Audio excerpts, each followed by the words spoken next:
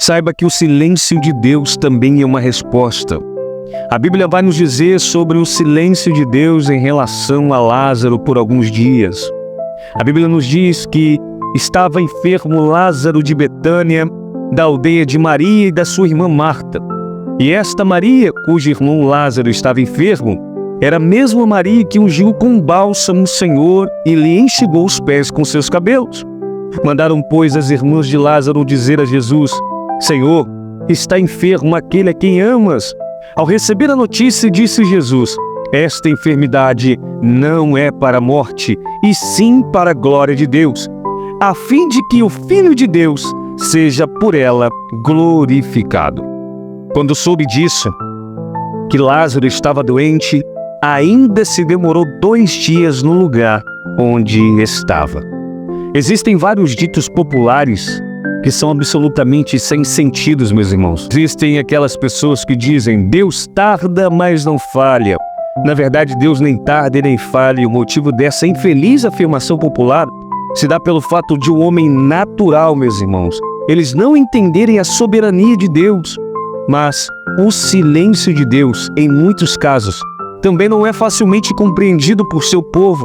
Realmente é intrigante observarmos, porque em algumas ocasiões ele simplesmente não diz e nem faz nada, não é verdade?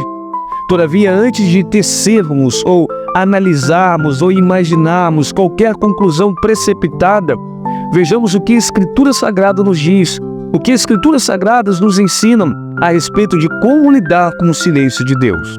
A Bíblia diz então que Jesus foi avisado de que seu velho amigo Lázaro estava enfermo, em João capítulo 11, do versículo 3. Mas a reação à notícia foi no mínimo estranha para quem era o amigo verdadeiro, o amigo íntimo, o amigo muito chegado. Pois João escreveu que ele ainda se demorou 2 dias no lugar onde estava.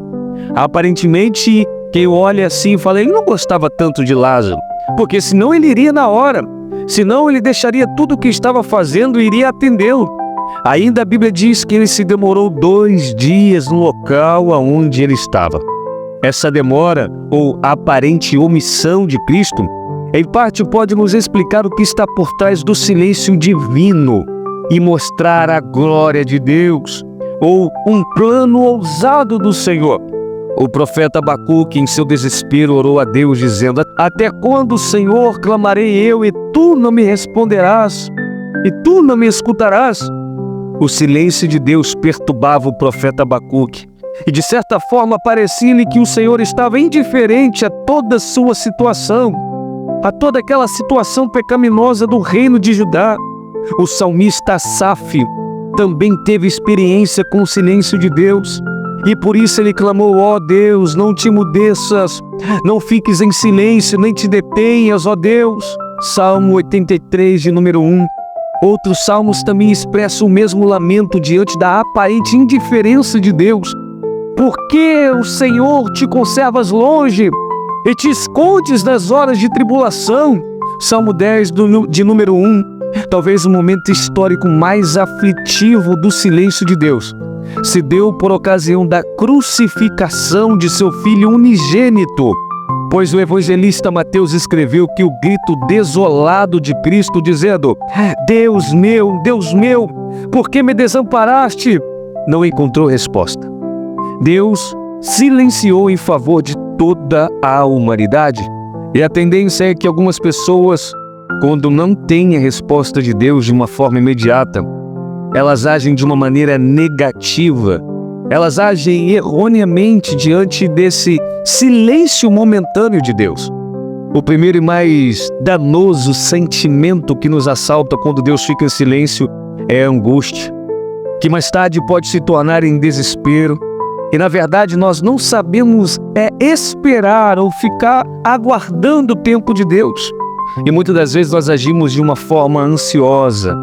Nós ficamos tão ansiosos, nós ficamos tão desesperados quando Deus não nos responde na hora, ou na hora que a gente pensa que é a hora certa dele nos responder. E esse estado de espírito nos causa profunda agonia, indignação. E quando isso acontece, estamos à beira do precipício. Estamos à beira do precipício da incredulidade, meus irmãos. Não, porque Deus não está me ouvindo, eu vou parar de orar. Ah não, Deus não está me ouvindo não, Ele não quer saber de mim, eu vou deixar de ir na igreja. Ah não, eu estou indo na igreja e nada acontece. Não, eu estou indo na igreja, eu subo um monte, eu oro, eu faço jejum e nada acontece. Enquanto isso, os ímpios estão lá adulterando, mentindo, roubando, traficando, se prostituindo. Tem carro, tem casa, tem dinheiro. Aparentemente tem uma boa família. Enquanto isso eu estou orando e aparentemente parece que Deus ele não resolve nada, não me ouve. Muitas das vezes nós pensamos dessa maneira. Outra reação igualmente é essa. Quando desejamos largar tudo, abandonarmos tudo.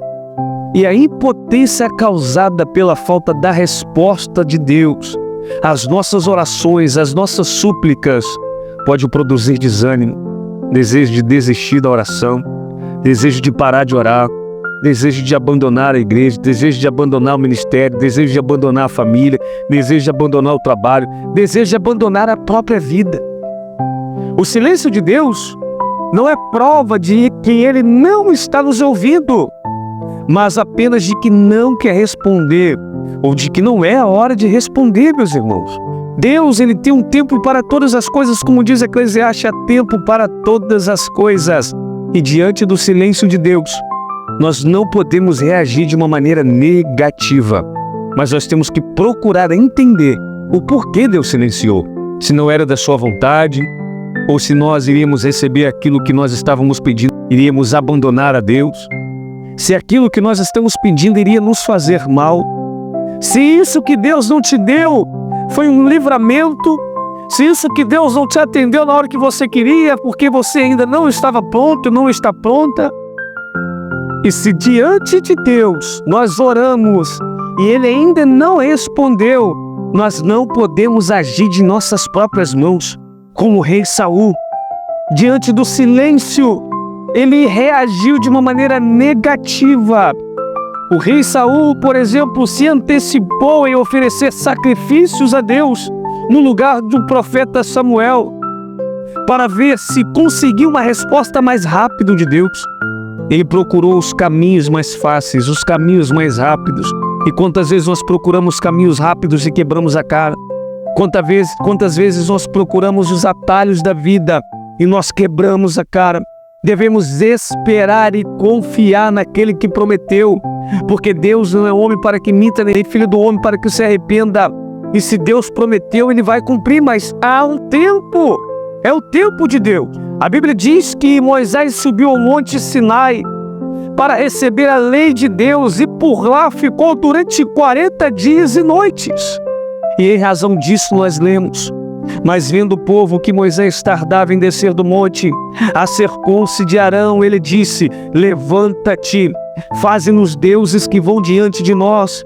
Quando Deus silencia, corremos o risco de nos apostatarmos da fé e de buscarmos substitutos para Ele. Devemos confiar no silêncio de Deus. Devemos confiar que os olhos do Senhor vê além daquilo que nós podemos ver. Que Deus, Ele sabe muito mais do que nós. Que Ele sabe, meu irmão, o que é melhor para mim, o que é melhor para você. Respeite o silêncio de Deus e esteja na posição aguardando a resposta. E saiba que o silêncio de Deus também é uma resposta.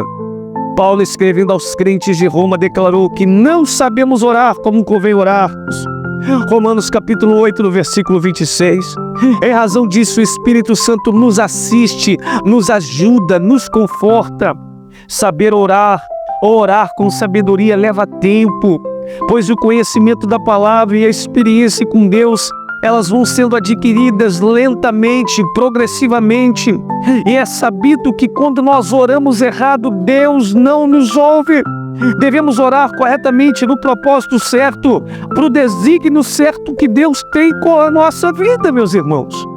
Deus só tem planos de bênçãos e de vida para nós, conforme Ele diz em Sua palavra. E Cristo, Ele tem o melhor para nós e por isso nós temos esperança de um futuro maravilhoso. Jeremias capítulo 29, do versículo 11. E por essa razão nós não podemos duvidar do amor de Deus, mesmo quando parece que o céu está fechado para nós, mesmo quando parece que tudo está dando errado diante dos nossos olhos, mesmo que quando parece que vai desmoronar todas as coisas, Deus, Ele está lá conosco, nos guardando, nos livrando. A Bíblia diz: eis que estou contigo até a consumação dos séculos. Independentemente daquilo que os seus olhos estejam vendo, independentemente do que as pessoas estejam falando, independentemente do que você esteja sentindo, não confie no seu coração, confie somente em Deus, porque enganoso é o coração do homem, quem o conhecerá? Mas verdadeiro é Deus, verdadeiro é o Senhor, justo e eterno, meus irmãos amados. Deus é justo, é fiel, e devemos entender que o silêncio de Deus também é uma resposta. Deus, Ele responde de modos diferentes às vezes. Às vezes Deus nos responde com um enfático não. O Senhor disse não a Balaão. Está escrito que o rei Saul, ele já não falava de modo nenhum. Deus não falava mais com ele. Não lhe respondeu nem por sonhos, nem por Urim, nem por profetas, como já relatamos aqui anteriormente em diversos vídeos. O silêncio também é uma resposta de Deus. É como um sinal vermelho. É o mesmo que pare, não siga, não faça, não entre, não faça isso, não diga isso, pare de fazer isso, abandone aquilo. Quem desobedece, ele é multado ou disciplinado para não ser condenado com o mundo. Em uma viagem missionária, Deus disse: não para Paulo, não vai. O Espírito não permitiu. Podemos observar, contudo, que às vezes Deus parece dizer: aguarde um pouco. A parábola do juiz iníquo é um exemplo para nós. Em vários casos descritos nas Escrituras, o Senhor manda esperar. A ansiedade atrapalha, mas a oração de entrega ajuda. Ore a Deus, entregue os seus caminhos ao Senhor. Confia nele, mas Ele fará. Para a insistente oração de Paulo, a resposta foi: a minha graça te basta.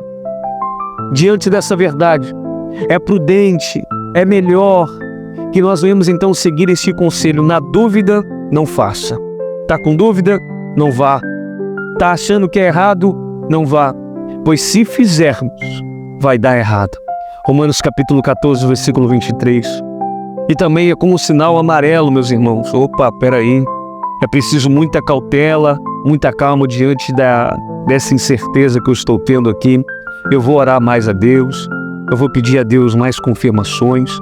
No caso da enfermidade de Lázaro, por exemplo, como eu anunciei aqui no princípio, notamos que a demora de Jesus em atender o pedido de socorro de Marta e Maria tinha um glorioso propósito divino para o final. Por último, a Bíblia diz que Deus também diz sim. E no ministério de Jesus temos um belo exemplo que trata de cura de um leproso. E nesse ponto agimos, seguimos, sentimos a paz, nós temos alegria, nós temos a confiança, nós temos a certeza. E então o Senhor disse sim para Ezequias também. Quando a resposta de Deus é sim, irmãos, nós não ficamos mais orando e pedindo sobre um determinado assunto, pois nós já fomos atendidos por Deus. Deus disse a Moisés: por que clamas a mim, Moisés? Diz a esse filho de Israel que marchem. Diz sim, queridos irmãos. Deus disse sim a Israel. Deus disse: o sinal está aberto, está verde. É como se Deus estivesse falando: vai em frente. O cristão obediente a Deus, no devido tempo ele é atendido. Assim como foi atendido Lázaro por suas irmãs. Morreu, estava aparentemente tudo perdido. Jesus chega, as irmãs estão chorando, fala: Senhor, se o Senhor tivesse vindo antes. Se o Senhor tivesse se precipitado. Se o Senhor estivesse aqui, isso não teria acontecido. Ele é o Senhor da vida, é o Senhor da morte. Ele é o Senhor da bênção.